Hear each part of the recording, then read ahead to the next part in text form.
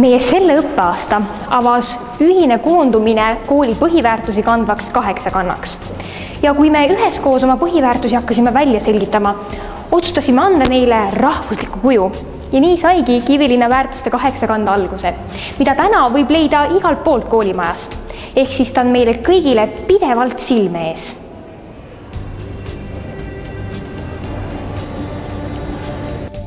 Meie kool on väärtuskasvatusega tegelenud juba väga palju aastaid. Kindlasti vähemalt nii kaua, kui mina siin koolis olen olnud. Igal aastal võtame me fookusesse ühe konkreetse väärtuse või väärtuste kogumi. Sellel aastal aga otsustasime terve kooliga võtta ühtseks eesmärgiks viia läbi üks suur muutus. Nimelt hakkasime aktiivselt koolis läbi viima digipööret.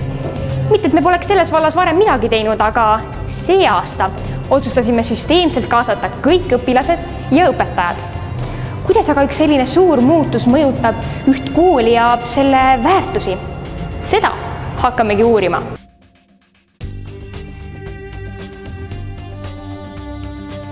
Ühe osa meie põhiväärtustest moodustavad koostöö ja vastutus.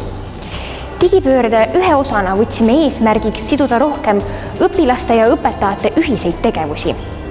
Kõige suurem muutus selles osas oli ilmselt see, et õpilasi kaasati rohkem õpetajatena tunni läbiviimisel. Mida ka õpetajad ise sellest arvavad? Mida digipööre teie jaoks kaasa tõi? Kuidas mõjutas see koostöö poolt nii õpilaste kui õpetajatega? Digipööre tõi minu jaoks väga palju huvitavat kaasa. Esiteks minule kui õpetajale andis see võimaluse mitmekesistada oma õppetööd. Lastele kindlasti andis see samamoodi oma lemmiktehnika kooli kaasa võtta ja nii-öelda eeldati, et tuleb väga palju toredaid mänge. Meil on ka mänge osaliselt, aga siiski õppimist ka päris palju. Nii et tegelikult digipöörde tulemine nii-öelda meie kooli avardab õpilastel erinevaid võimalusi selleks, et nad saaksid oma õppetööd võib-olla tõhusamalt teha. Lisaks sellele peaks ütlema ka vastutuse koha pealt seda, et tegelikult on väga hea selles mõttes selles situatsioonis osaleda, sest õppeprotsessis osaleb nii õpetaja kui õpilane ja nii-öelda nende vastutus omavahel on väga suur.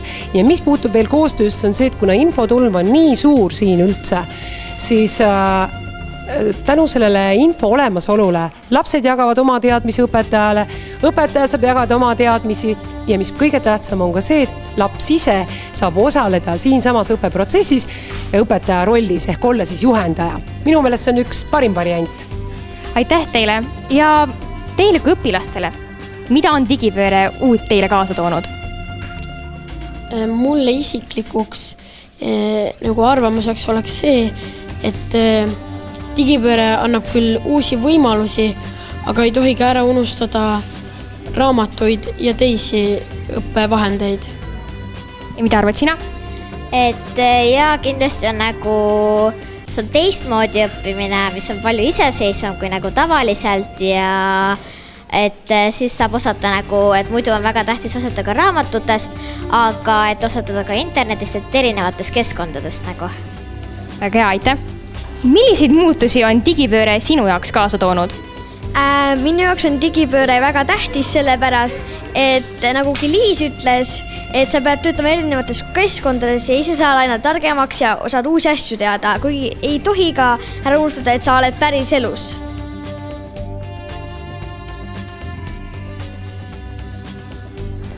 Digimaailm on omamoodi ahvatlevalt anonüümne. Võin võtta kellegi teise loodud loomingu ja selle siis enda nime pähe esitada. Internetis võin kehastuda hoopis kellekski teiseks ja öelda välja asju, mida otse suheldes iialgi ütleks. Missuguseid muutusi on digitegevuste suurem osakaal kaasa toonud aususe ja usalduse osas? Mida on koolis tehtud selleks, et toetada õpilaste ja koolipere tegutsemist infoühiskonnas?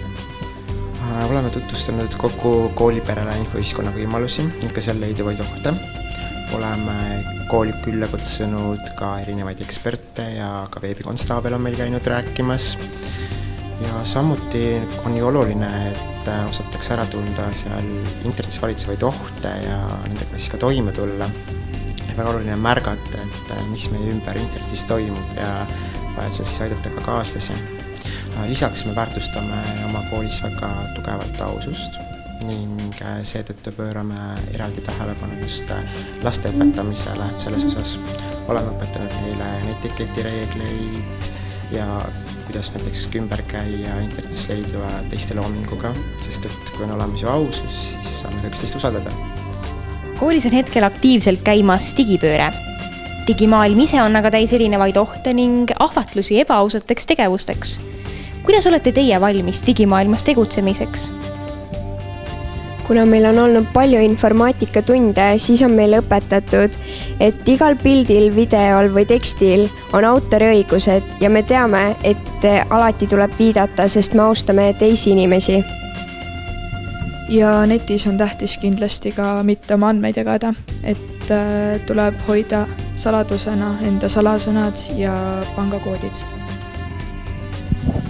Selle kõigest on väga hästi, meie kõigest on väga hästi hoolitsetud, et me teaksime, kuidas käituda, kui kedagi küberkiusatakse näiteks ja kuidas sellele reageerida. Näiteks, kui keegi kommenteerib teise pildi alla midagi halvasti.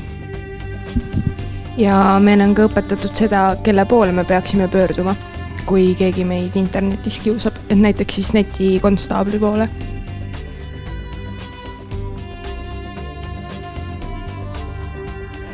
Austus ja lugupidav suhtumine on aluseks igasugusele ühisele tegevusele.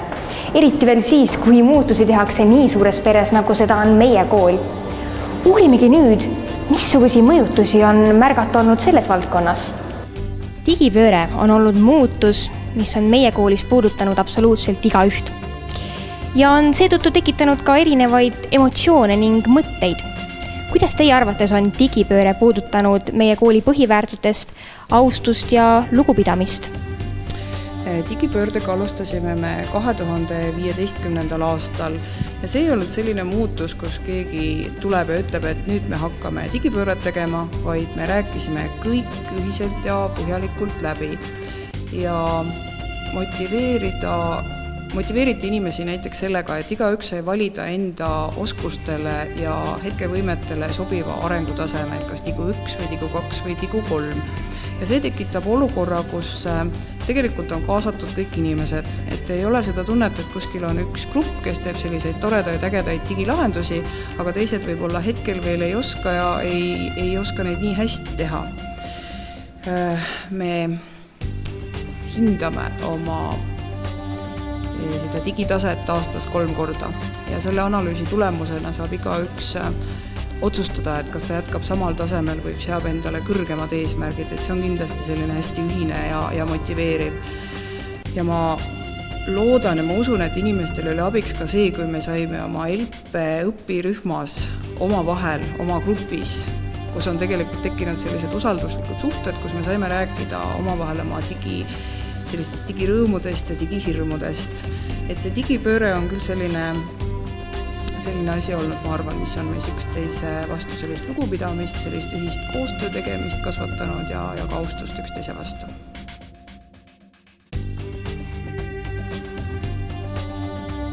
Digimaailm on piirideta. See ei kanna endas ühegi riigi või rahvusega seotud väärtusi. Aga kas see tähendab siis, et digimaailmas suurem tegutsemine viib meid meie juurtest kaugemale? Kas võime seeläbi üldse kaotada oma isamaa armastuse ja oma rahva hulka kuulumise tunnetuse? See on üsna selge, et üha enam veedame me väga suure osa oma ajast digimaailmas.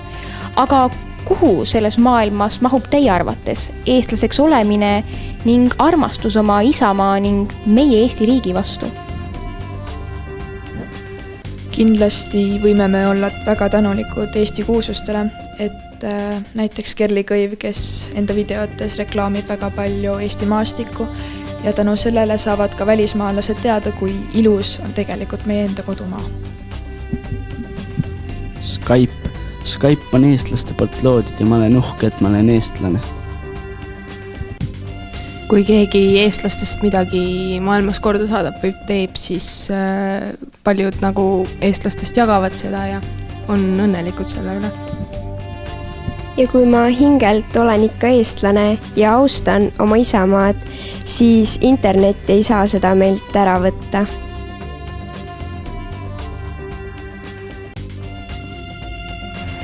meie kooli väärtuste südames on hoolivus. Kõik need, kes ühel või teisel moel töötavad inimestega, teavad, kuivõrd oluline hoolivus on.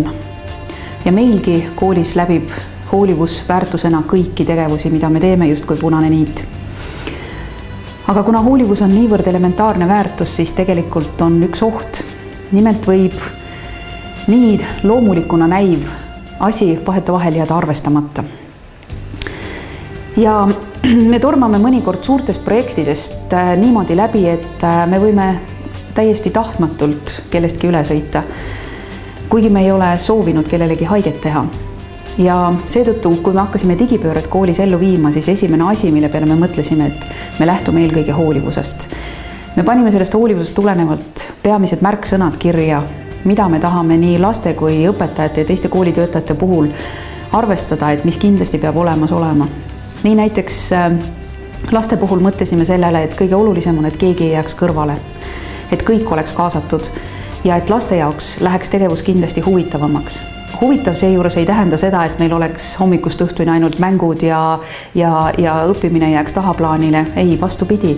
Me teadsime seda, et kui me hoolime lastest, siis on meie ülesanne ka aidata neil näha seda, kuidas targalt tegutseda selles digimaailmas. Ja me uurisime enne ka seda, et vanemate käest, kui paljudel lastel on nutiseaded olemas ja see tähendas seda, et kui me koolis viime läbi digitegevusi, siis me peame ka vastutama sellest, et mitte keegi ei jääks sellepärast kõrvale, et temal seda seadet endal ei ole. See tähendas seda, et kas siis kooli poolt sai seda seadet anda või kui seda võimalust ei olnud, siis oligi õpetajatele antud see punkt, et tuleb töö korraldada selliselt, et kas saab sõbraga koos ühiselt meeskonnas tegutsedes ikkagi see laps ka toimetada. Nii et keegi ei jääks kõrvale. Täpselt sama oli ka õpetajate puhul, et ka nende puhul oleks kõik kaasatud sellesse tegevusse. See oli meie aluspõhimõte, sest me hoolime oma töötajatest ja me ei taha, et tekiks selliseid gruppe, kus võib-olla üks tublide seltskond läheb eest ära ja siis on keegi, kes on tegevusest kõrvale jäänud ja selline omavaheline erinevus võib põhjustada kihistumist koolis. Me ei taha seda hoolivas koolis näha. Ja seetõttu me ehitasime süsteemi niimoodi üles, et tekivad tasemed, kus igaüks saab liikuda täpselt selle järgi, kuidas tema areng on, kes kiiremini, kes aeglasemalt. Ja kuna see süsteem põhineb õpetaja enda eneserefleksioonil, siis põhimõtteliselt on see üles ehitatud usaldusele. Ja see on just see, mida õpetajad ise on selle süsteemi plussina välja toonud. Hoolivuse üheks osaks on ka tunnustamine ja kindel on see, et kui me tahame, et inimesed midagi uut teeksid, siis tuleb anda neile ka võimalus, et nad saavad rõõmu tunda oma nendest tulemustest ja nad tajuvad ka seda, et teised tunnustavad seda, mida nad on saavutanud.